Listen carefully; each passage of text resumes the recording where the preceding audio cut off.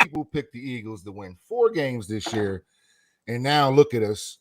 We're sitting there somehow in the playoffs playing against the freaking defending champions. And yeah, man. But the Cowboys, did you see all the hugs and stuff in the crowd? And the one dude, he was holding his girl. Oh, yeah, they were just definitely sitting there that. like, yeah. They looked like they actually thought they were this mega team. They have a lot of talent.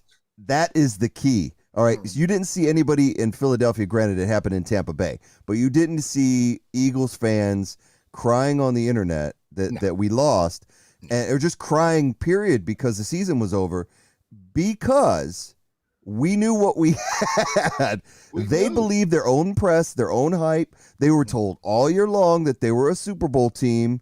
Everybody, all the media, this is the best Cowboy team ever. And granted, on paper, and it was a great team. I mean, offense and defensively. And we'll talk a little bit more about it in the podcast. But yeah, that's why I think that they were crying, is that they built themselves up. They expected to win that game, at least that game. That game. Yeah. Everybody got up that morning. And they put on their jerseys, and they got their beer out, and they sat on the couch and watched the Eagles get a whooping and cheered and enjoyed life, and was like, this is going to be a great day. Here we go.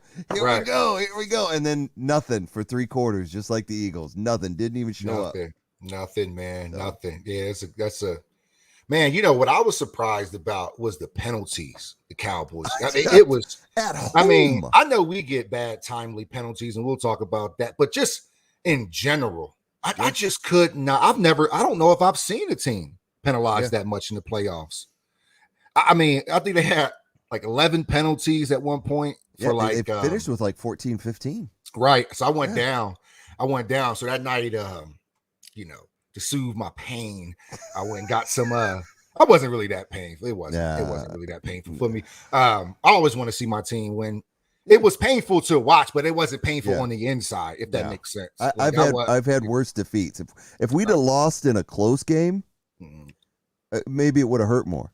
Yeah. But it was over after the first quarter. we knew, and I'm gonna save all Eagles stuff. Right, so with the Cowboys, why don't we just jump into the show? I still got something to say about the Cowboys. Go for it. Oh man, where was I going? Oh, so with the Cowboys, so because I'm, hey man, Eagles season is really over. I went out and grabbed some. There's a spot called Bubba's down here. They sell good pizza. Just good food in general, good bar food. Pizza's really good. Chicken sandwiches they got everything in there is pretty good. We just found this spot. So we go down there, and I'm in there, and I'm waiting for the food. And sure as shit, here go the Cowboys fans. They're in there rumbling. They're in there going crazy. And this was the final drive. Oh. I think Garoppolo had just threw a pick when I walk in or something like that. I think he threw a pick that led to a touchdown, and then they ran off. The 49ers ran a bunch of time off the clock, but they still gave the Cowboys the ball back with like a minute left. So I saw when they got the ball back. That's when I came in there, and they threw. I think it was Schultz that had that big play. The tight end had a big play. Yep. And he's running down the field, and I'm like walking Jeffrey to the bathroom. I'm like, oh man, I can't believe these Cowboys. Right. Like I thought they were going to whoop them, but once they were down, I was like, misery loves company. I wouldn't mind the Cowboys being home as well. And then they were just hyped. There was a lot of Niners fans in there, but the Cowboys fans are going to be that much obnoxious, 100%. So yeah, man, it was good to see them lose because crazy. I actually thought they could have possibly went at least to the NFC Championship game. I did too. I had them as my double for a reason. I thought 3 points was not enough. I really expected.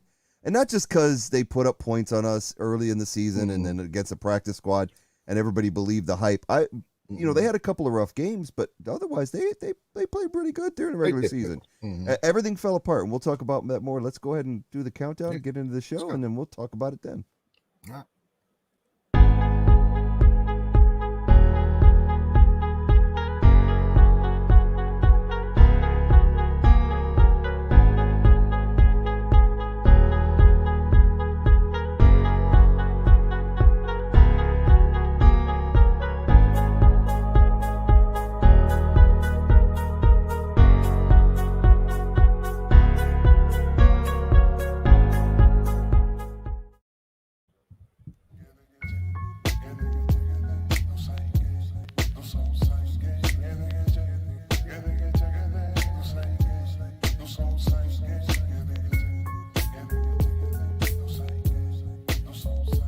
Well, we didn't want to be here.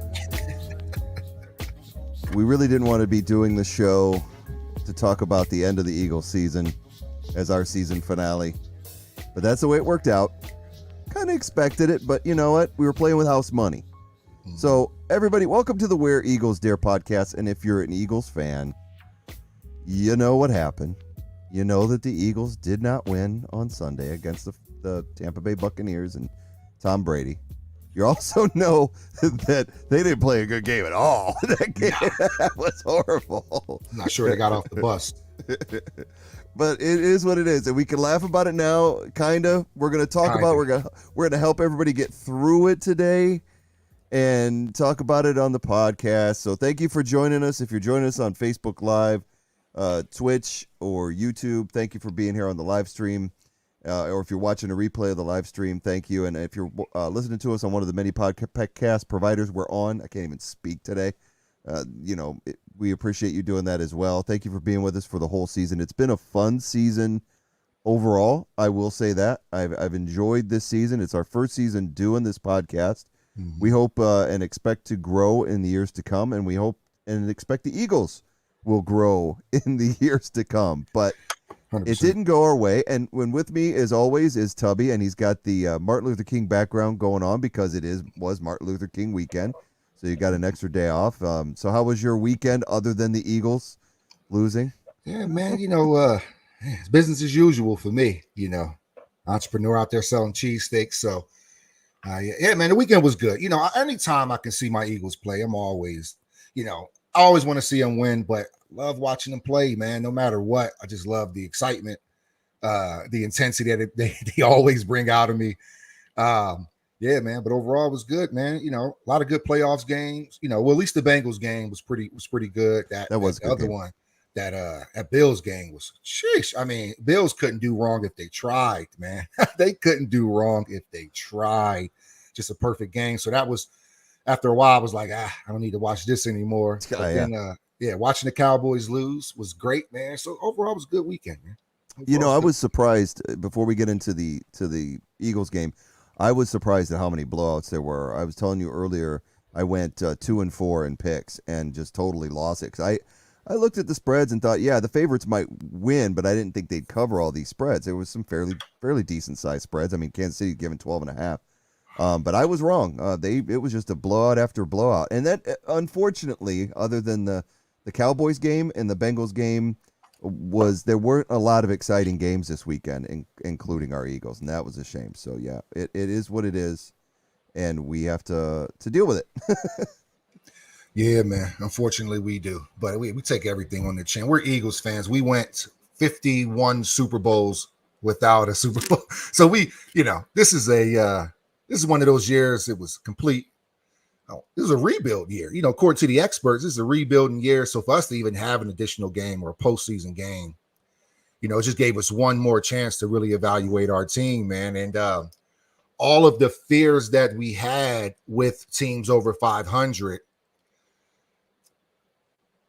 how we needed to start the game, everything, all those things around that kind of just boom hit us right there in the first quarter. It was like instant.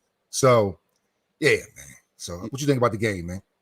Well, I knew. I mean, I've been like a broken record all year, and there's a lot of blame to pass around on this game. And going in, if you look at the graphic, man, this could have been such a great game. And I honestly think talent-wise, I think the Eagles could have stayed with this team. Because let's back up like we talked about when we previewed the game.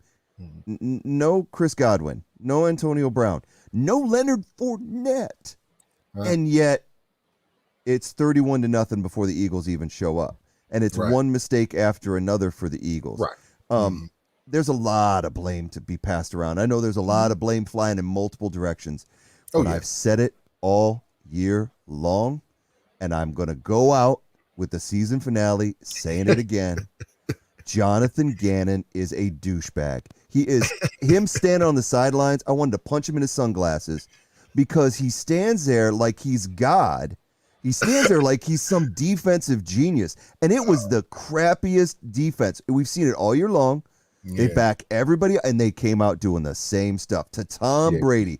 You got one receiver and a tight end. Gronk, you got to give Gronk some credit. You got one receiver and a tight end to worry about, yet we're going to back everybody off the ball, and even our linebackers. When Vaughn went off for 17 yards on the very first play, I went, oh, we're in trouble. We're in trouble because no aggressiveness, didn't blitz. Now, granted, they got to Brady more than they did in week 6, so I give the front 4 credit. But that's just a testament to how banged up the Tampa Bay offensive line was, and that we should have been blitzing on just about every other play or every third play, but we weren't. Yeah. So, I mean, this, to me, all the things you want to say about the shortcomings in other parts of the game, and there was plenty of that we'll talk about. If the Eagles come out defensively and get a couple stops early, it doesn't get out of hand. Right. But it before we know it, it's 17-0. And it's embarrassing. And so all I can say about that, because we've talked about Gannon, we've talked about the scheme, I'm going to say, look at the other side of the football. Look at Todd Bowles, what he did to the Eagles. The exact opposite. Todd Bowles put everybody on the line of scrimmage. It was crazy looking.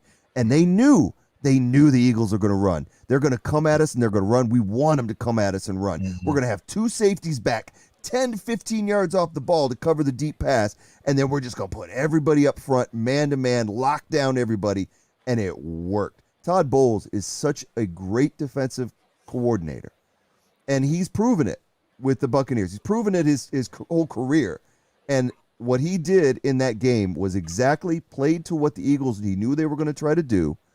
And he came at us, shut down the run, put the game in Hurts's hands, and then our defensive coordinator on the other side just said, hey, Brady, throw to Mike Evans all you want. Yeah, we got Darius Slay who could lock him down, but we're not going to cover Evans. We're not even going to double cover him. We're not even going to put 2-man on him. It's going to be single coverage all day. We're going to let Nelson cover him a little bit. We're going to let Maddox cover him a little bit. I mean, come on, Gannon. He reminds me of like Chip Kelly and Schwartz.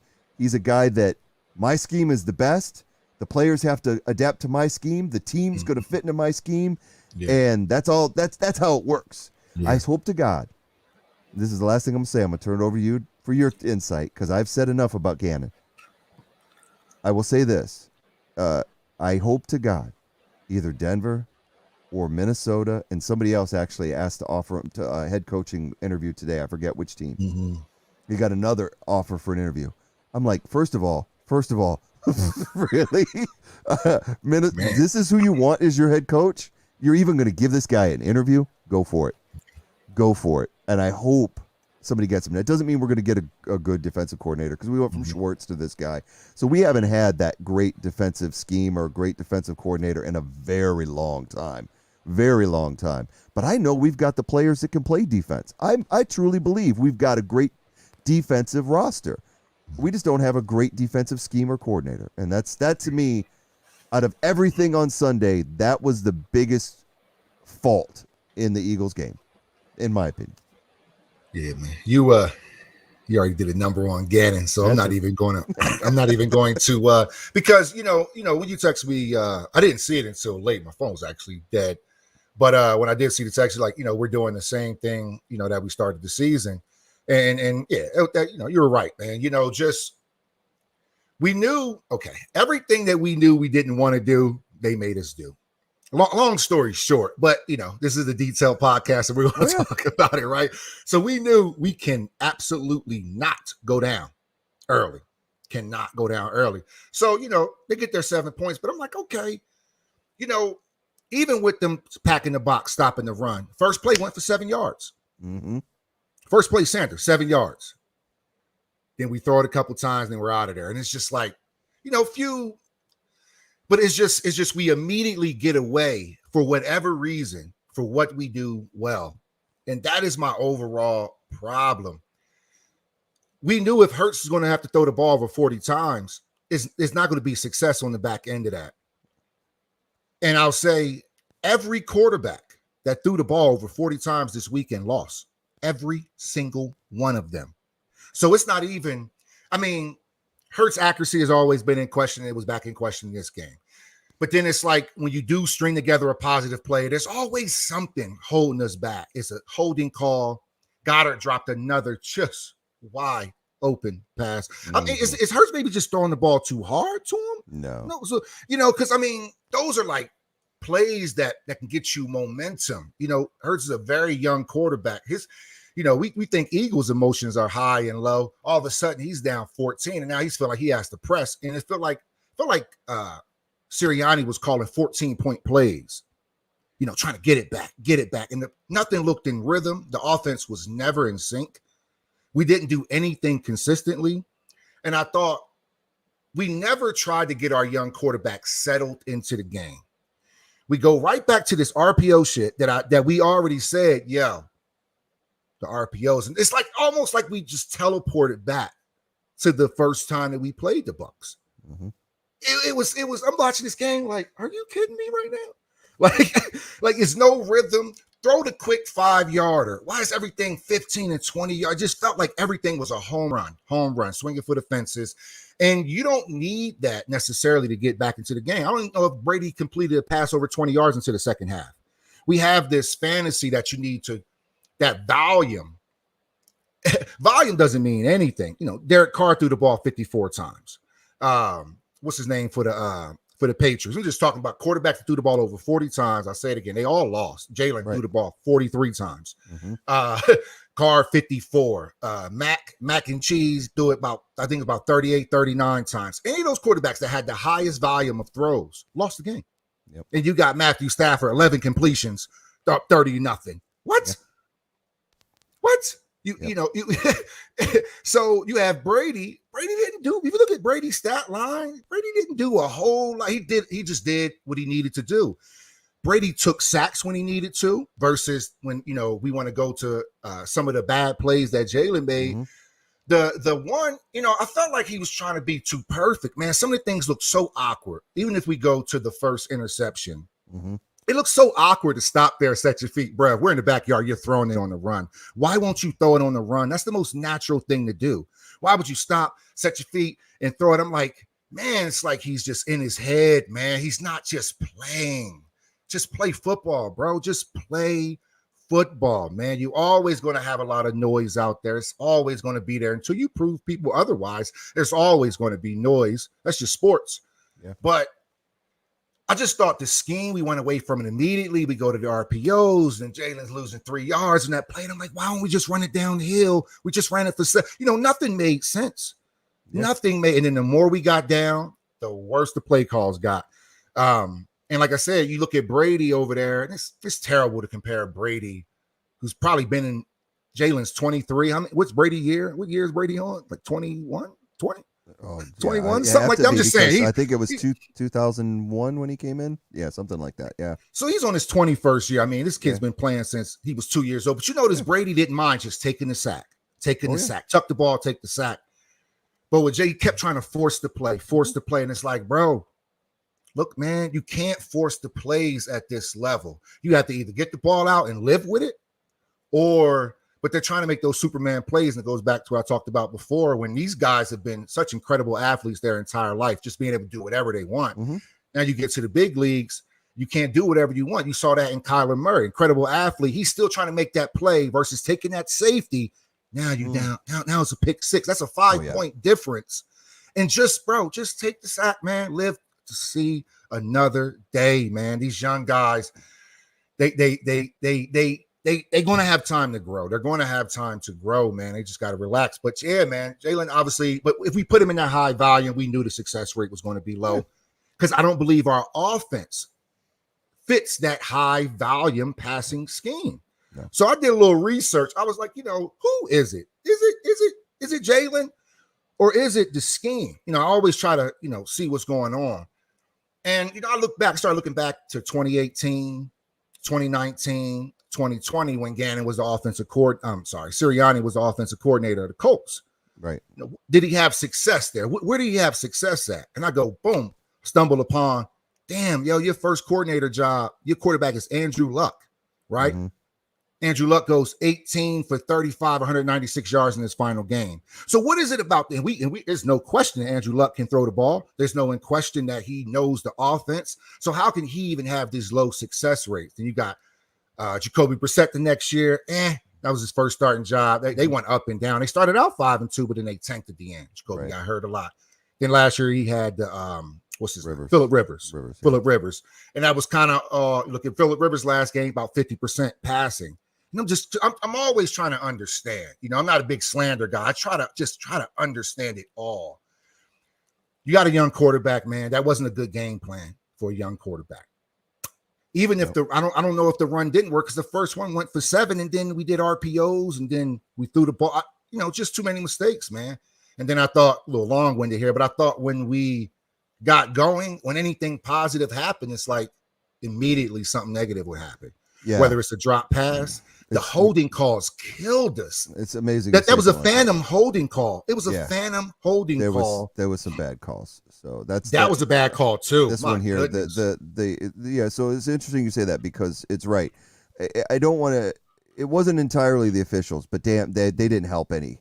Because the play to Barnett, which we're showing on the screen right now, they're saying that he hit him low, and you could see it's right on Brady's hip. He didn't hit him late. And so this is a tweet from Field Yates. It says the NFL needs to implement a rule this offseason where defensive players are allowed to do their job and not get flagged for personal foul. And that's exactly true. And later on in the same first half, Jalen got hit low and late and nothing. And it's all depends on who it is. And like you said, the phantom holding calls were just outrageous. Some of them were so bad, and it had me hoarse yelling at the screen, because it's like they don't need any help. They don't. Right, but we need, if we've got them on a 3rd and 6 and we stop them, stop throwing your flag out as soon as the play is over, because it was bad stuff. And you know what's bad?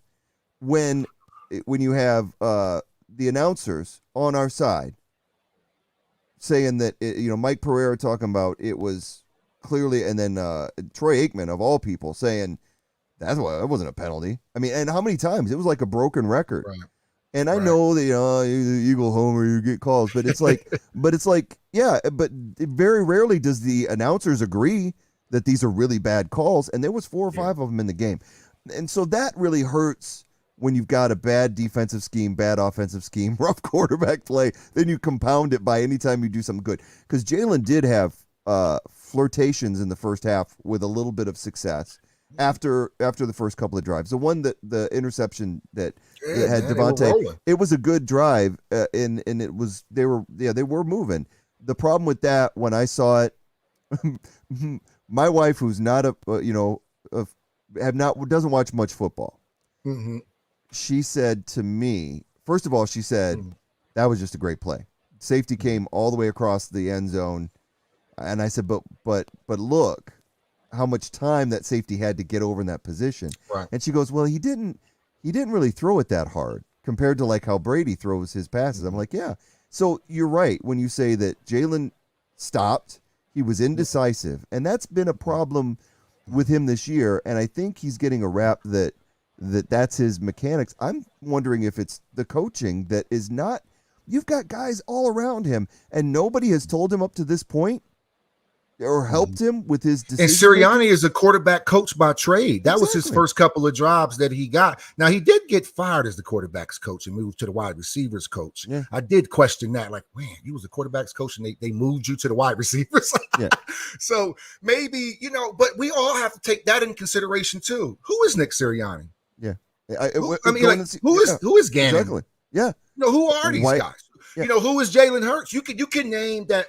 Until you prove yourself on the NFL level, who are you? Exactly. So we have so many nobodies on this team, or unproven guys. How about that? Unproven guys, with the exception of our champions that are on the team. But I'm talking about the quarterback position and our coordinators. Mm-hmm. I just thought the scheme was bad. I thought, man, just watching them just throw the ball 5 and 6 yards. And we talk about scheme and coaching. Yeah. Devontae Smith. Here's what really pissed me off in the game.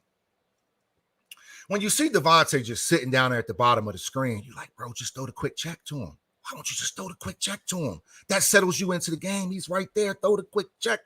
No targets. So why aren't you even coming to the sideline where he say, yo, we have to get the ball to Devontae, this to play? Where's the Devontae Smith play that you're drawing up? And then if Hurts makes the bad pass, you go, or if he completes it, you go, okay. But I felt like you didn't even make a concerted effort to get your best players in the game. Goddard could have had another, crazy game, really. He's always 6 catches, 50, 90 something yards. He's always going to be in there. But I was disappointed, man. Another thing I was really disappointed in the route running in Quez. Thought he gave up on a couple of routes. Just didn't make. It's like they're running with their heads down. I don't want to go into Chelsea rants, but it almost feels like how Chelsea is playing right now. But they're running. Quez is out there. He's running routes, and the ball is thrown, but you never see that burst, that hit, that see the ball, go get the ball. Right. It's like they partially through the routes. They're stopping in the routes. Quez stopped in 2 of his routes. That made the ball look worse. But right. I'm like, man, if you actually look at Quez, he's not even he's not expecting it. Which no matter who your quarterback is. You're a wide receiver. You have to expect the ball every time. It goes back to the baseball. The ball's coming to me. The ball's coming to me. It's just elementary stuff. And I felt like he didn't give him really clean routes. I didn't think, he had a good burst on his play. Even on the deep ball, it's like, the ball's overthrown, but he stopped midway through the play. You see a lot of these young receivers doing it, period. Yeah. A lot of them did it. Cedric Wilson did it in the game. I think CD Lamb did it. They just stop in mid-route. Like, bro, the play is not over, man. Work back to the ball, if anything. But they will go out there. If the ball isn't thrown to them, it seems like in 3 seconds up, they're looking in the stands or, you know what I'm saying, or they taking a selfie on the field. Like, what the hell is going on, man? So there's a lot of things, but our team is so young at every coaches, players. We have to build around. I don't know how much we want to bang on about the game. It was just bad. It was just bad, man. We have to build. We have to build. There's, like you said, there's more to be said. I mean, at the end of the day, I'm not extremely angry. I am disappointed because of, like I said, I hammered Gannon. I think if we had a different defensive scheme in there, we would have done much better. Maybe force some turnovers, put Brady on his back. You look at what the Saints did to the Tampa Bay Bucks, and that's what I said. All I said was watch that game.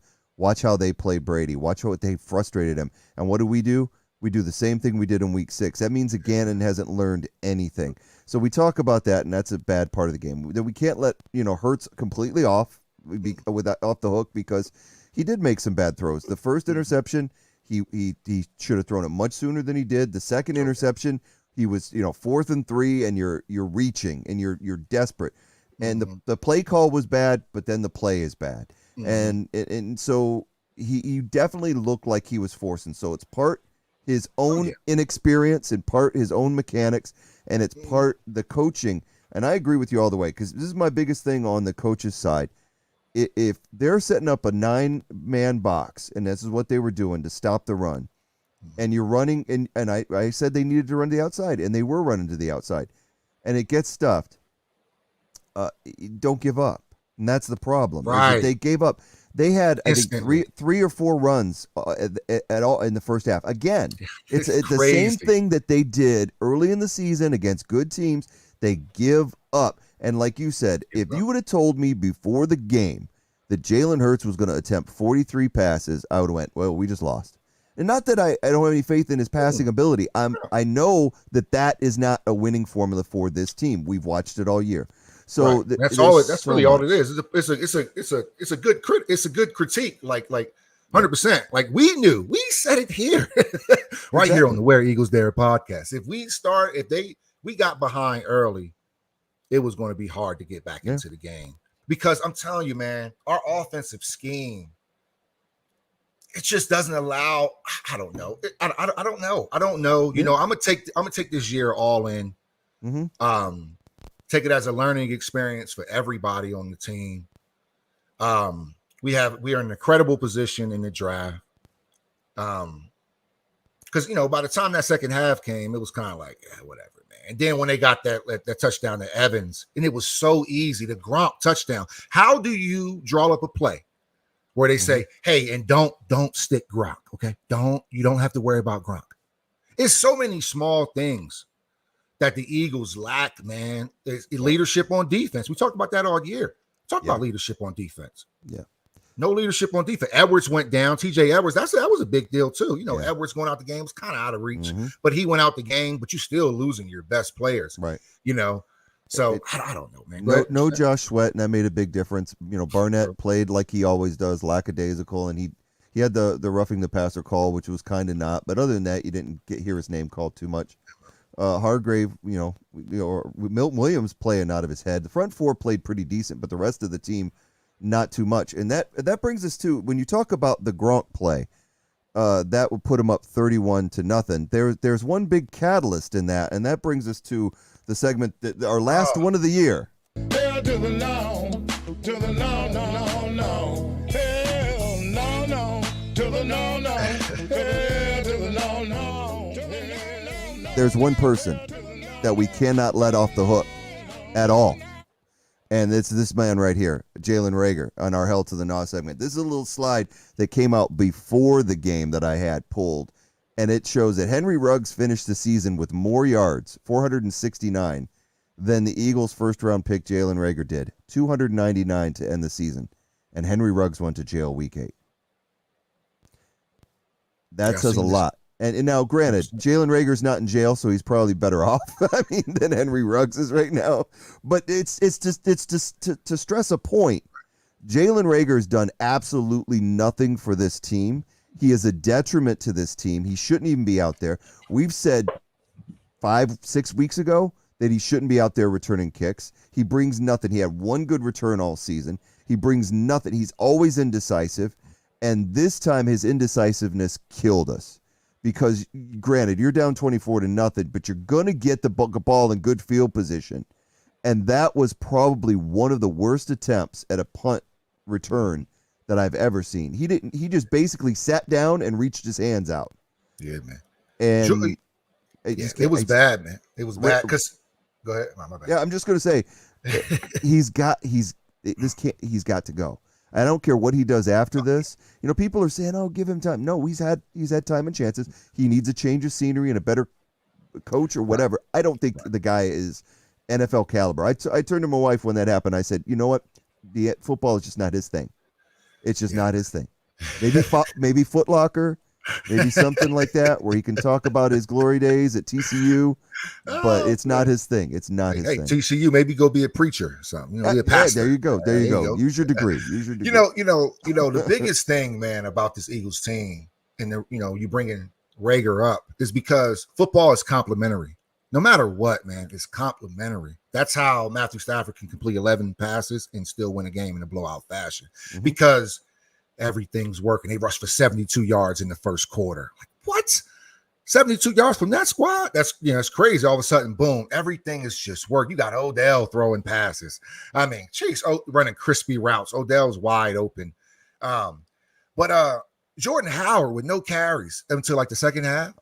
So this is where I go back to coaching. So you have, and that's why I feel like, man, next year I think Sirianni's seat is warm. And the quarterback position is always going to be warm in Philly. It just is what it is. So I think we're going to see who we're going to cut bait on. I think unless they have a great season. Well, let me put it like this. I hope they both get there, because that means we had a good season. But if they have a bad season next year, I think somebody's going to cut bait. I really do believe that they're going to cut bait on either Hurts or Sirianni. Sirianni gets a lot of But here's a good thing about the Eagles team in general. They're not a bad team. Here's why I say that. We went 9-1 against teams under 5. So we beat bad teams. We didn't beat good teams. So we're stuck in the middle. We're a mediocre. We're just a good team. You make the playoffs, you're at least a good team. I'm not going to disrespect my birds like that. You make the playoffs. You're supposed to. The difference between you being a good team and a bad team is you have to beat the bad teams. We went 9-1 in that very regrettable Giants game. But you can have a lapse, overall 9-1 against bad teams. That's encouraging. Like, okay, at least we beat the bad teams this year. Now we got to figure out how can we beat the good teams. Jordan Howard, who sparked this whole run, this whole change in philosophy in the Eagles game when Sanders got hurt, all of a sudden he's running downhill. We get into this game, he has no carries until the second half. Scott doesn't have any carries until garbage time. Then the coin toss. If you know you can't get down, why not just take the ball? Why are you giving Brady the ball? So what are you proving? That's what I say. So many things here, man. What are you proving by giving Brady the ball first? Who would give Brady the ball first? And why is that important? Now, this is important to me. You know, man, like I said, man, every little detail of the game, man, when coaches win, it's every detail. And I said the small things and stuff like, it's a lot of the small little things, man, preparing. And I thought that was garbage, man. I thought we, with a young quarterback, at least let him step out on the field first. If we get 3 or 7, ooh, that's a whole different tone versus I hope they don't score. Oh, shit, they score. When you know you have a defense that plays soft as hell and they're probably going to get up points, why not just take the ball first? So at least you can get ahead. But it's almost like every little facet, man. It's like, look, if you're going into that game like, hey, Jalen, you have to absolutely win it for us, then that's a bad game plan. That's a terrible game plan. Get the ball into playmakers' hands. And I feel like we didn't try to do that. We didn't try to get the ball to Devontae Smith. How does he only have one catch at the end of the second quarter? That's coaching. You can literally pull him to the side. Like, it doesn't matter what Jalen Hurts sees or thinking. You pull him aside. Hey, this play is for Devontae Smith. Throw the fucking ball to him. Like, that's, exactly. But it's nothing. And you got Troy Aikman sitting there like, why are they throwing it to? Everybody knows this. It's kind of like the run all year when they run and the fans give them that sarcastic clap when Sanders finally gets the ball. How does everybody know it except for our damn coaching staff? Those are my problems. How does Gannon not know that he sucks? How does he not get fired? Now I'm gonna talk out both sides of my mouth on that. I think the thing that did Brian Flores in Miami wasn't the record and the team and the spirit. It was the new coordinators every year, lack of continuity. But what made Gannon really keep his job? Like anybody could have did that. What makes the special team coach keep his job when you have Rager back there returning punts all year? How can we just accept that we get nothing from our return game? How can we accept that? Exactly. Who accepts that shit? That's my problem, man. That's how, I don't know. I have a real big problem with a lot of that shit, man. Just keeping the same players in, just keeping Rager in until he finally does us in. It's like, what does he have to show you for you to him say, how you can show, you know how much film you have on Jalen Rager to be able to tell him why you sitting him down? Or you need to know why I'm sitting you down? Come to the film room. Well, I'll show you. Come on, man. We could have put Huntley back there. Try to get some type of spark. Why did we sign him and didn't even use him at all? Then we got Rager dropping fucking punts, man. I was real disappointed in so many things. Where I get disappointed. I didn't expect the Eagles to beat the Bucs. I didn't expect Jalen Hurts to outduel Brady, but I did expect some common sense shit to happen, and we didn't. We didn't do it, and it kind of, it was just very disappointing, man. I just hope we don't bring that into next year.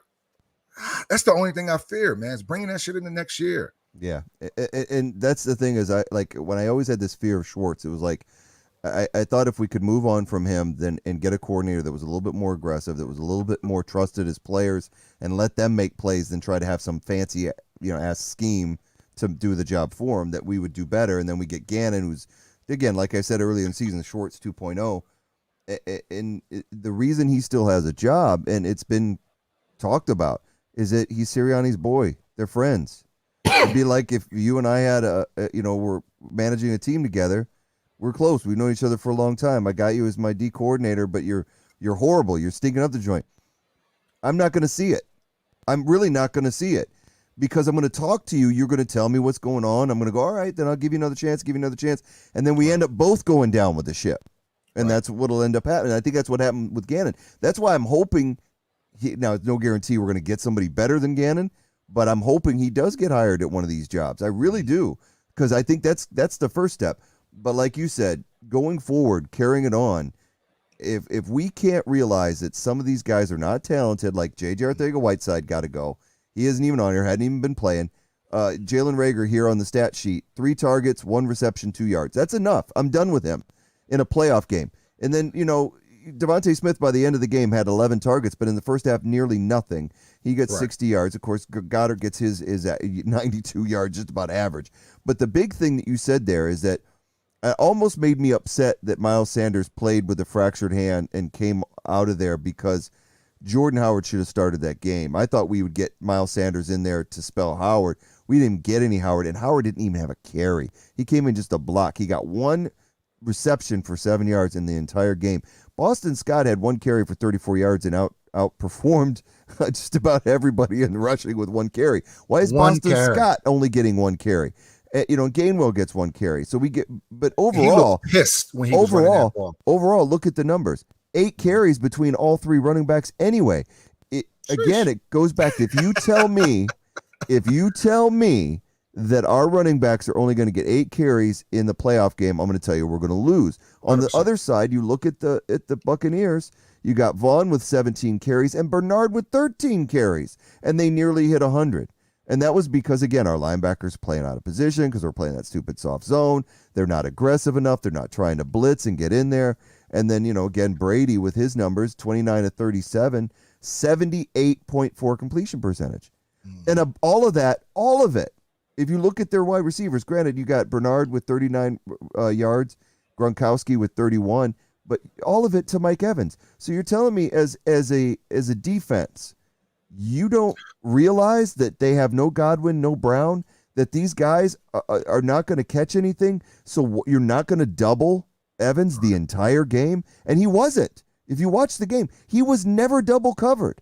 He was always single covered, and he was always wide open. So it's ridiculous to me. And like I said, we talked about the comparison between Brady and Hurts, but the big thing you got to look at when you look at the passing comparison is look where Brady's passes are coming from on this chart.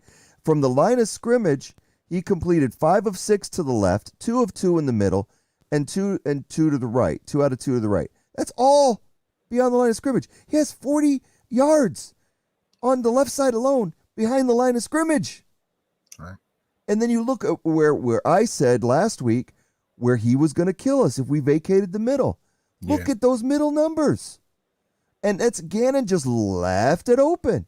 That's all under 10 yards. Look how many completions he threw under 10 yards. One pass over 20 yards, past that 20-yard marker. Right. And that was to Evans. That's probably that touchdown to Evans, that 36-yard where he's just running open. I think about that too, man. Now, this is a good chart because I wonder why our guys just simply – I know we can throw them open. I know we can anticipate them throwing open. That's a lot of things Hurts got to work on, that anticipation. But where are the guys that are just open sometimes? Sometimes, man. Yep. Besides the Goddard drop, that was probably the most open guy. But if you watch a lot of games, it's like, damn, where's that play where we have a guy wide open? It seems like every time we do throw the ball, it's a guy right there. Now, I don't know if that's a timing thing. I don't know if that's a timing thing, but I feel like I've seen that all throughout the year, from preseason all the way till now. No matter who was the quarterback in there, everything's real tight. Bop, bop, bop. For Brady, for Jay to have nine passes, 1 for 9 deep. You bring that stat back up. 1 for 9. Come on, man. Who suggests that? So who suggests 2 out of 11. 2 out of 11. Who suggests that over 20 yeah. yards? Those are low percentage. They're not even asking Brady to do that shit. No. That's the problem with scheme. Mm-hmm. What you seeing here is bad scheme, man. All these plays under 20 yards, but Jalen feels like he has to throw the ball. Obviously, plus 20 yards 11 times. That's what I was saying earlier with the home run. The 14-point plays is what I'm talking about. Mm-hmm. Trying to get 14-point plays back. Exactly. You look at Brady stuff, man. I think this will happen no matter what the score is. They can because they have consistency in what they do. The Eagles got to really go, man, this year and really see what they do well and don't change, man. Yep. We couldn't. This is not a winning formula for us. Period. No, not at all. Period. And so I put that up there to illustrate where our weaknesses were. Now there is a play going around. It's on several websites. You can look it up. There is a play that they're circling where Jalen completely misses Quez Watkins wide open down. That's what I'm talking about. But it's the anticipation play. He moves before Quez breaks. He moves. In fairness to him, he should have held longer. Right, because one of the things they're detracting is that he felt the pocket collapse and it wasn't collapsing. But it wasn't. But again, you've got a guy in there in Suapeta playing guard because Herbig was out.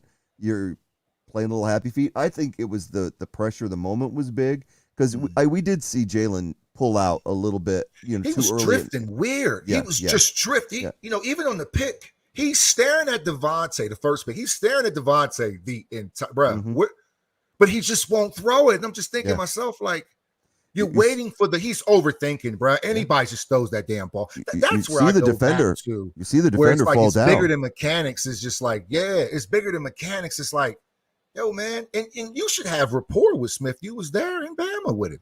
Right. I mean, you were there with Bama with him. I mean, granted, you were benched and Tua came in and threw the ball to him, so I get that part of it. But still, as far as timing goes, I thought he just have a way better rapport with Smith, man. And just he's forcing the ball to Rager on fourth downs. It's some weird shit. That's why I said just weird.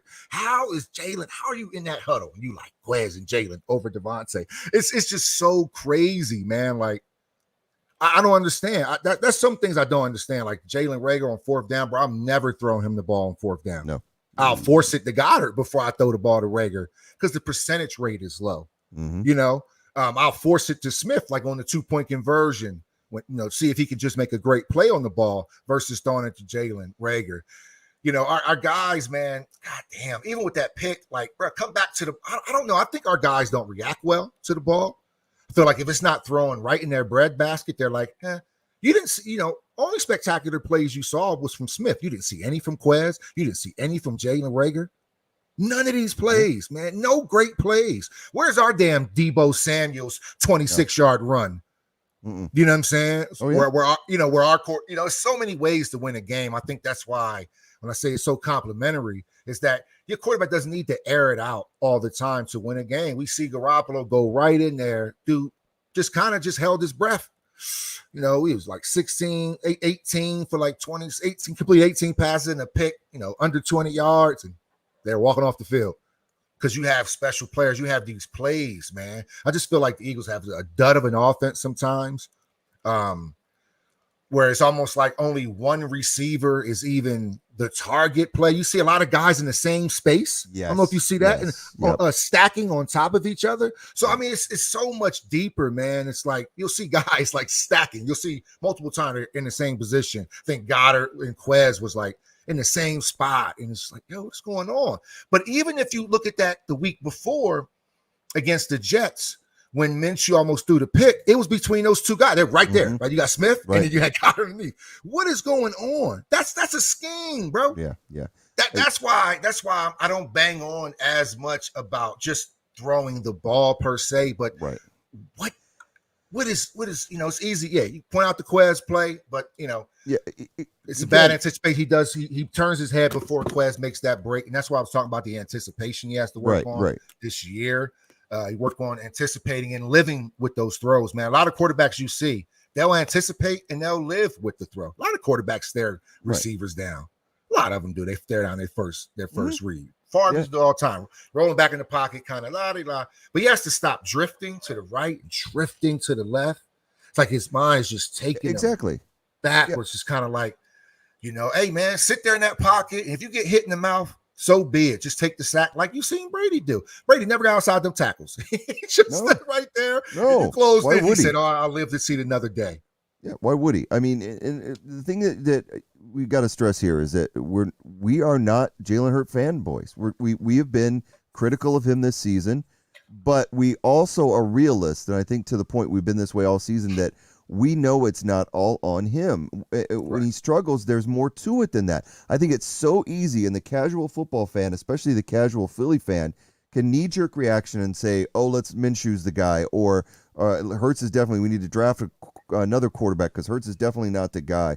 And I'm like, pump the brakes a little bit, because we really haven't evaluated Hurts with a full offense with real weapons, other than you got Smith, like you said, Smith and Goddard. The rest of the weapons aren't really there. You could say Quez Watkins is okay, but definitely Jalen Rager isn't. And who knows about Quez? But the big thing that stands out in this game, and that worries me going forward, because we've said it, I hope this isn't how it is going forward, is that when they had 9 men in the box, we don't adjust. When they're doubling Devontae Smith because they know that Devontae's the man, we don't adjust. We sit there and keep trying to run RPOs, get away from the run. If the run is being stuffed at the line of scrimmage or on the side, you have to come up with ways to disguise the run. How many times did Jalen Hurts do a play action? I didn't see many. It was like a couple, and those are the ones that he actually had success on. Exactly. It wasn't, and that's the thing, is so you're not doing misdirections. You're not doing anything it's like, do you remember the game Stratego, where you had the board game and you got all your pieces and you know what you got. So you basically got these pieces. Your opponent just sees the black side, and on the inside you see what type of player you've got. So that each player has a different value. And the way the game works is that you have to move your pieces into your opponent's territory without them knowing what it is. And if your opponent attacks you and they're a lower rank, then you take their piece. It's kind of like chess, but it's okay. And so you don't know what the other team has got. The reason I bring that up is because we play Stratego, but we turn our pieces right to the other team, so we show them exactly what we have. Yeah, we say, look, this is what we're going to do. I mean, it was easy for them. The way I noticed that the Buccaneers did, and it was brilliant. The 2 safeties back 20 yards off the ball, everybody on the line of scrimmage. The ball snapped. No fake. It's a straight-up run play. Cool. Everybody slides to the ball. There's no reverse. There's no anything. There's no counter. Exactly. No counter plays. It's just a straight up, we're going to run a slant or we're going to run RPO. The defense waits. Cool. Bam. Slide it. Stuff it. Done. And then when it's a pass play, we got you locked down in man. Hurts backs up. Everybody's covered. And somebody slips out, of course, because it's a man defense. But now we're bringing 5-6 guys. So yeah, everybody's covered. And now Hurts is like, oh crap, I got to get rid of the ball, but there's nowhere to throw it to. Boom, sack, throwing it out of bounds, trying to throw it downfield, forcing it. And that's the thing that the Eagles did not get away from. They didn't try to disguise anything they did on offense. And that worries me going forward, is that you're not helping your quarterback out when you're not giving him opportunities to make plays by designing plays that fool the defense. Because to me, as a football fan for most of my adult life, the strategy behind football is to fool your opponent. That's the biggest thing. You get into a huddle to come up with a play that they don't know you're going to execute. Right. So why would you just do a vanilla offense where everything is laid out and you make it so easy? It wasn't that way on the other side of the ball. We gave them plays. I mean, but Brady can look at a defense and go, I know exactly where I'm going. And boom, he hits we gave it to him. So yeah, like you said, there's a lot of blame to go around. We could talk about it all night, I'm sure, but it's over. I'm okay with it. I wasn't too bent out of shape. We didn't know we were even going to have a playoff game, and kind of what was fitting, because we talked about it before the show. Kind of what was fitting was that after the game was over, we got to see the Cowboys lose, and I don't want to say that it makes it all better. It doesn't. But it does help a little bit. I mean, it did cheer me up. And it meant a lot. It meant a lot to me. It meant a lot to me. The Cowboys, because I really thought they had a chance to really annoy me for a couple more weeks, and I was like, it's over. You don't have to hear from a cow. What? I know. Incredible. Insane. And the thing was that they were my lock in the picks game, and I lost my double, but I didn't care, because it was watching the fans, and we talked about a little bit in the pre-show, was that they were just openly weeping. And when they kept showing them, my wife said, oh, they're just trying to find the fans that are crying. I said, no, I think everybody's really crying. And I think that they could show the entire stadium. They were in shock, bro. They were 100%. And we talked about it, and I said that the reason the Eagles don't cry when we lose and we don't act that way is because we're realists. We know what we got, and we don't set our expectations. Now, we thought we could possibly beat the Bucs, but we both said, it more than likely ain't going to happen. Had the Eagles lost a close game, I might have been more upset. If they would have been in it to the end and lost with a field goal, I've been like, oh, my heart, that hurts. Ow, ow. But, and like the Cowboys lost because that came down to one of the stupidest plays I've ever seen, a quarterback run, scramble with no timeouts left. Up the middle. You didn't even go to the sidelines, dude. It was like, we're just going right up the middle and hope we get another play. I'm going to play slightly, just slightly devil's advocate here. Just slightly. I thought that it was also terrible officiating. Look, man, at the high school level, I was refereeing one game. I was the line judge. I wasn't the ump that spots the ball, but I was the line judge. Right. And but like, team called a timeout, and our white hat called us over there. Like, hey, huddle up. Hey, be on the ball, be as fast, be as quick as you possibly. Man, that damn ref, he shouldn't have been that far down the field. He should have been running with Dak. When Dak was running, he should have been running right with Dak. Now, this is from a high school coach. I'm a nationally certified high school referee. And you're also in shape. Yeah, I mean, but he was, and those guys running all year, man. I just could not believe how far. I thought it was a bit of a dereliction of duty on the ref's part. I really do. As much as I love to see the Cowboys run out of time, and believe me, I loved it. I was like, that is shitty. Then you run into Dak. You could have just signaled. You could have just signaled to the up judge. You could have just signaled to him, yo, spot the ball, come touch it. That's a play where that ref, him in particular, did not need to touch the ball. Anybody could have touched that ball. I felt like it was a failure on all the officials in the middle of the field between the white hat, the ump, and then the back judge and the ump. Either one of those guys could have touched that damn ball, or at least put their hands up. I know Dak just gave it to the center, but still, they train us to be right in there in their face, be visible to the players. This is what they, again, at high school level, be visible to the players. Not a ref to be found. Come on, man. Right. So I thought that was a bit goofy on that ref. He come in, knock damn Dak down. I thought they could have put 1 second on the clock and ran the play. I thought the refs played a part in that, personally. Well, I'll say a couple of things. I'll say a couple things to this. Yeah, I'm not upset either. In fact, I found all that amusing, but it's true. And I will say two things to that. Number one, I'm a big believer. I'm an ageist when it comes to referees. I've said to many people over the years, I think that when somebody turns 50 years old, they need to be done being an official. You see so many guys out there that are pushing 60 or more that are not qualified to be on an NFL football team. They can't keep up. And I've watched these 65-year-old men look right at a play, and it's clear and obvious what it is, and they make the call wrong. Your mental acumen is not as sharp as it is when you're younger. And I'm 50 now myself, and so I know I shouldn't be out on a football field refereeing with pros, maybe in high school, maybe in some minor league, whatever, but not with pros. Not when it's this important. And so I'll say the one thing about that. But number two, I will say, you're right that the ref could have had a hand in it, or possibly has a hand in it, but the Cowboys should know better playing with fire. They had a chance to do 2 Hail Marys from the 40, and they felt the need to get 10 more yards when they had no timeouts. That's almost like handing the ball off when you got no more timeouts at 14 seconds. That's true. That's ridiculous. So it is a tough thing to pull off. McCarthy makes a big error. If you're going to do 2 plays and you want to get a little bit closer, throw some sideline passes so your guys can catch it and get out of bounds. Why are you doing that knowing you have no timeout? So to me, it's all on them. And it is what it is. Like I said, I didn't want to lose my lock of the week in Picks game, and just for everybody to know, we're not covering the results of the Picks game. I will say that I'm 40 points down. We will reveal the results of the Picks game when we do our pre-draft show, our mock draft show in the future. We'll discuss all that. So, but that's not what we're here for tonight.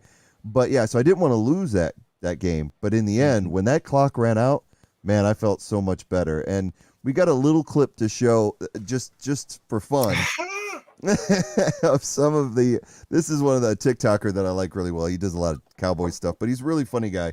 And this was his reaction to the Cowboys' loss in the wild card to the 49ers. We just end the game on a clocked ball? Did we just end the game on a clocked ball? Nobody contact me for 24 hours. I'm so serious. What do you want? I'm sorry, Mom. Penalty. We ain't got no discipline. Now we got the most talent in the league, and we get all these penalties. Can't win one game in the playoffs. No, but we ain't deserved to win playing like that. Then we're right. We are a one-and-done team. I'm tired of this. Every year, it's the same thing. Didn't y'all lose earlier? Why are you calling me? Y'all suck too. Eagles are garbage too. Y'all suck too. Shut up. Packers fans were right about Mike McCarthy. This man garbage. Will I ever see another Super Bowl in my life? Jerry Jones, you don't remember the last time you were this disappointed? I remember last season. Every season. The heck you talking about? What a waste of time. Why do I I give them so much time of my life for this? Micah Parsons getting held every play. Where the refs at? Oh, why the refs leave so soon? Come on! Okay, maybe they were right. Maybe we're just a one and done team. Maybe that's all we can do! Maybe. So it's good stuff. Well, the thing is that the Eagles fans feel that way a little bit too. But man, like we talked before the show, I think the Cowboys fans take it harder because they build themselves up. This team, they expected to be in, if not in the Super Bowl, in the NFC Championship game, because they thought maybe, we'll get there against the Packers. Maybe we got a shot. And they were already, like I said earlier, they got up Sunday morning. And they felt great. They got that cup of coffee going. They got their smokers going, ready for some food. They got all the friends showing up. They throw on that crisp, clean Cowboys jersey. And then they sit and watch the Eagles get blown out. And they're like, woo, they're jumping around, smiling. There's some great videos of when the Cowboys started their comeback and the 49ers threw a pick six. And they're just giving the 49er fans hell in the stadium. I'm like, you guys are still down. Right. But they were convinced even then that the Cowboys were going to come down the field and win that game. And then when it didn't happen, it's like the earth cracked open and they all fell in and they're just done. And that's why they're as more upset than we are. Because we I do like in that video where he's like, Eagles, you suck too. Yeah, we know. That's the difference. We knew. You all didn't. We tried to tell you. Because we said it in the early parts of the season when they won some of the. We thought they were a good team, but we didn't. I never believed they were going to win the Super Bowl this year, but I thought they were a good team. But we were like, pump the brakes a little bit with all the media hype that was going on because there's a lot of good teams in the NFC, and we're seeing it. They were just not up to snuff. And to lose to the 49ers again, they lost to the Cardinals a few weeks ago, so that was a kind of a warning sign. But what cracks me up is that. They lost to the Cardinals. Then they hang 60 points on the Eagles practice squad, and they're crowning themselves. I'm like, guys. Yeah, you called that. You called that. Like, let them celebrate their meaningless. They have to feel because Dak. Anybody we play, I mean, he had his chest all the way out at the end of the game, giving the interview. It doesn't matter who we play or Come on, bro. So it makes you wonder. That brings up an interesting question. So it's all a moot point now because it both went either way. Was it right for the Cowboys to play their starters in that final game and overhype themselves? And was it wrong for the Eagles to rest their starters? I thinking looking at how badly the Eagles played against the 49ers, I really think that it should have been starters versus starters in that game.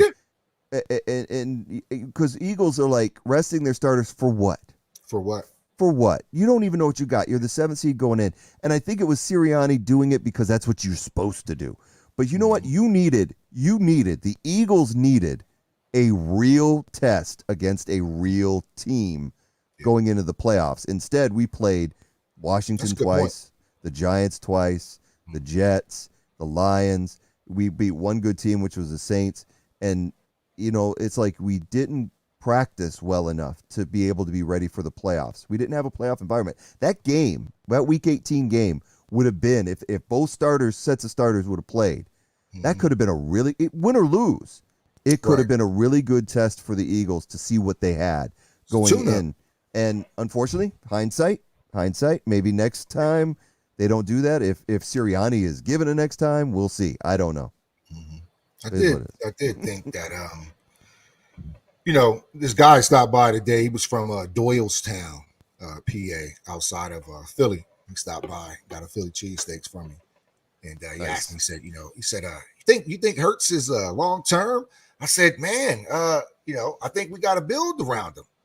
And he was talking about like accuracy and stuff like that. But one thing that he mentioned was basically Sirianni as well too. Just kind of the coaching staff and just kind of getting everything together, man. And I think that's what the Eagles need to focus on. We had just a back and forth, pretty good conversation, man. He's been to Camden before. It was good to see a homer. It's always good to see a homer. Talk to somebody familiar, and he was a Birds fan. So, yeah, man, he wasn't necessarily sold on Hurts. I said, we got to give him one more year. Let's build around him in the draft. I know one of the questions you had, where do we go from here? I don't know if we're at that point yet in the podcast. Yeah, but pretty much. We're winding down at this point. So we really, we're going to do a mock draft show, I think probably beginning of March, because the draft's in April. So we do want everybody to know that this isn't the end of this podcast. We are going to be back in a couple months to break that down, because that's huge. We got 3 draft picks in the first round. Yeah. And whether they trade or what we do, there's a lot of rumors going around about the future of the Eagles. Mm-hmm. Nothing's happened yet. We'll see what happens. We're not getting Aaron Rodgers. They're out of their mind. So go ahead. No, I was going to say the big one for me is the Russell Wilson thing, and we've talked about that before on this podcast, and I'm like, I would rather, and I know it isn't up to me, but I would rather have Jalen back for another year and use those draft picks to build the defense and offensive line.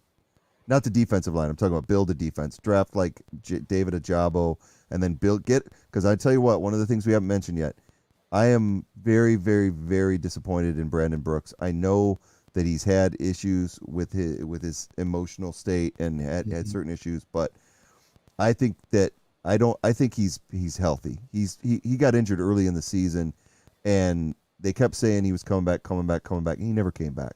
So unless the injury was much more serious than we were led on to believe, I think that he's done in Philadelphia. I don't see. We got to move on from him at that guard spot. We've not been able to depend on him since the Super Bowl season. He's been in and out of the lineup, and so we have to get another guard. We have to get Dickerson into Kelsey's spot, because he's going to be leaving soon, and then you've got to look at the left side. Do we keep Mailata there? Who goes into that left guard spot? Is it going to be Herberg, or is it who is it going to be? So we have to make sure the line is taken care of. And then you have to really look at getting another weapon on the outside with Devontae Smith. We can't put it all on him. So we have to look at those 3 draft picks could be huge in going forward. And if I saw them package 2 of them to get a 36-year-old Russell Wilson, who is, to me, in the downside of his career, that it doesn't matter if he comes to Philly. If we don't have an offensive line or weapons for Russell, he's not going to do anything in Philly. It's to me, it's putting a Band-Aid on a crack in a dam. It's not going to make a difference once the water starts rushing through. Yeah. So, what do you feel about this team going forward? What's your hope? Well, I'm gonna start with the head of the snake, as far as the players go. When it comes to the quarterback, there's a lot of rumors out there. You don't want to not, if you can upgrade any position, you don't want to not do that. That's just not good business. It's still a business. When it comes to Hurts, when I look around, I'm like, man, good quarterbacks aren't that easy to come by. I know people get, in their feelings, with how Hurts play. I think he still has a really high ceiling. But good quarterbacks and gamers, just players, they aren't that. They're on a dime a dozen, man. You look at the last draft. Mac Jones did okay, but Zach Wilson, Justin Fields, they people think like, oh no, we'll just get Patrick Mahomes next year, huh? Those guys don't. Those guys come out once, and they're kind of generational guys. I mean, Patrick Mahomes is already damn near a Hall of Famer, man. He didn't even start his first year in the NFL, by the way. Sat behind Alex Smith. Aaron Rodgers didn't start his first year. Sat behind Brett Favre. Tom Brady didn't start his first year. Sat behind Drew Bledsoe. So there's no telling when it comes to developing. I'll just name 3 Hall of Famers there.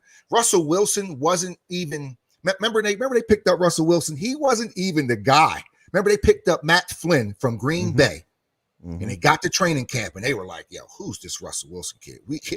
Matt Flynn, you're gone. Man, they paid Matt Flynn all that money. Right.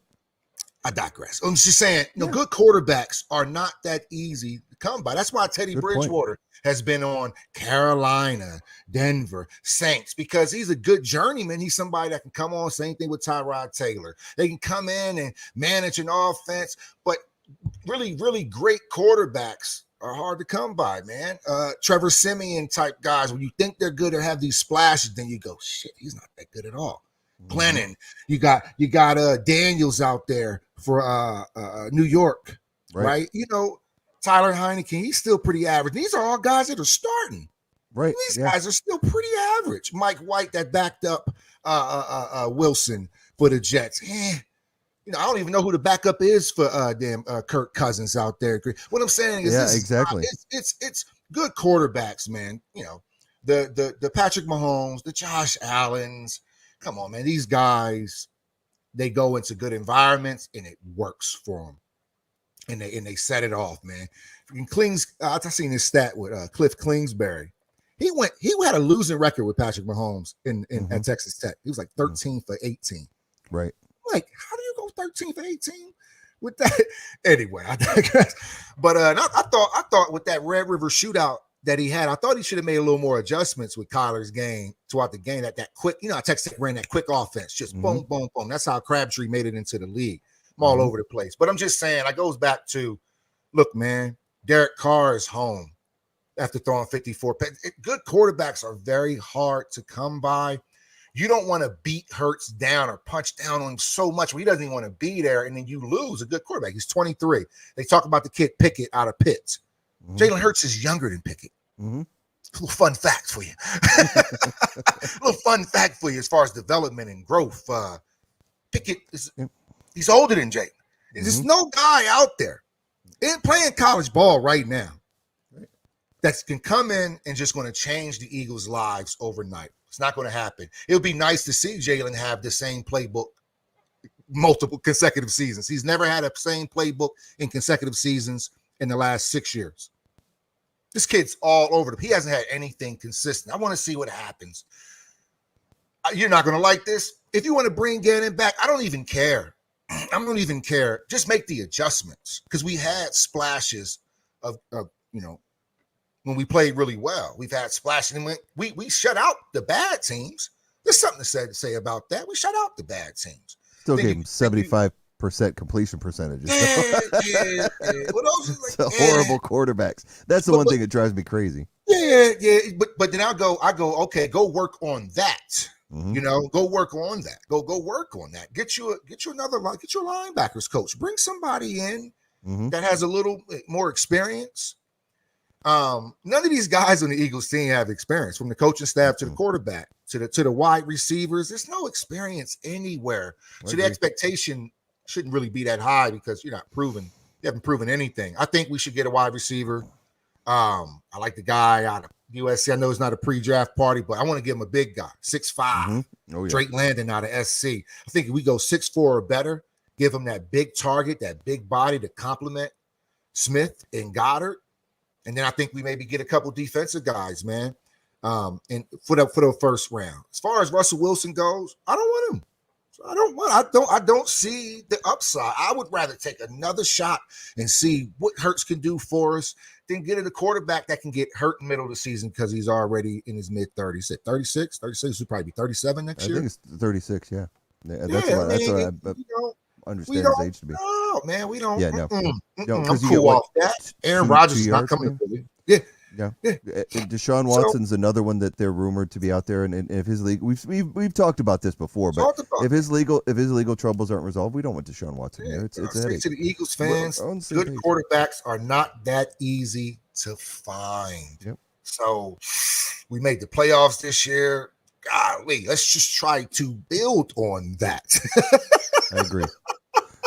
That's what most people would do with a first-year starter that took you to the playoffs. Right? Build on that. And then if that proves not to be the thing, do you replace that last? But build around it, then replace it last if that's still the remaining piece that's bringing the team down. Sorry, man. I had a long soliloquy on that.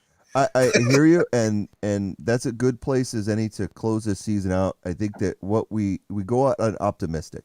I mean, granted, we know we started this show off and coming out. We weren't really, really bad down, but we were really hard on the team, and deservedly so. We pointed out the faults of what cost them that wild card playoff, but we also can recognize we covered the season every game. We were here on the podcast, and we watched the highs and lows. This team started off 2-7, finished or 2-5. Sorry, started 2-5, finished 9-8, and made the playoffs. One game over 500 in a year that we had a brand new head coach, brand new defensive coordinator, brand new everything. Jalen Hurts full-time as a starter. Devontae Smith first year as a wide receiver, and exceeded expectations. Yes, would it have been nice for them to show up in that playoff game? Right. we can only hope going forward that the draft works out on our favor, and whatever happens is that they improve. And I think we can be optimistic in saying that we think that there's a good chance that they will be better next year.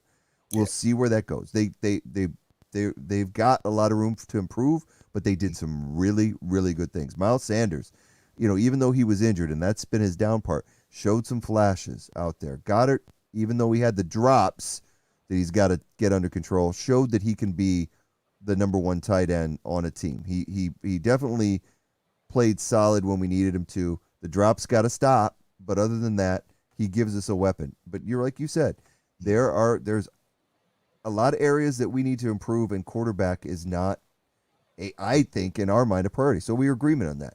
It's just not. I think that especially, it's not like there is a guy out there like that's in the draft that we're looking at the draft going, oh, we could have him. Right. There isn't right now. I know the guy from Pitt is a good talent, but there's no guarantees. We know what we got with Hurts. Let's work on him. I mean, it's like, what are you going to give one guy 1 year and then just say, all right, you had your chance? That's not how this is supposed to work. I remember Wentz, we went to the game against the Bengals in Wentz's first year, and he was horrible. His first year was horrible. Now, granted, he had one good year, but it won a Super Bowl. I mean, he played outstanding. We've seen other quarterbacks like that have a really rough first year. And I think last week we showed the stats comparing Lamar Jackson to Hurts in this point of his career, and the numbers are very comparable. So let's not throw the baby out with the bathwater just yet. Lamar had a bad first playoff game and won the MVP the next season. So exactly. So who knows? Like with everything in Philly, we can be very passionate and very negative about the team, and I think we've done or tried to do on this podcast is to make sure that we didn't stay too down on the team. We always tried to be optimistic, and I want to thank you for a great season. You kept me positive, because I'm one of the most negative Eagle fans I know, and it's only because I care. But you've always been, since we've been friends, you've always been the guy that talks me off the ledge, reminds me that, hey, it's still good, there's still a chance, and it keeps me grounded. And I think that it's led to some really good shows this year. I think we've had a lot of fun. Yeah, man. And there's a lot more fun to come. We're going to do a pre-draft show where we break down and do our own mock drafts for the upcoming draft. We're going to do that in March. And then we're going to do a post-draft show after the draft in April. And then we're going to get ready to do our preseason show all over again, going into the 2022 season. So, hey, we're not that down. We're good. Right. We're good people. And you should be good, too. Thank you so much for listening to us this season on the Where Eagles Dare podcast with Lee and Tubby.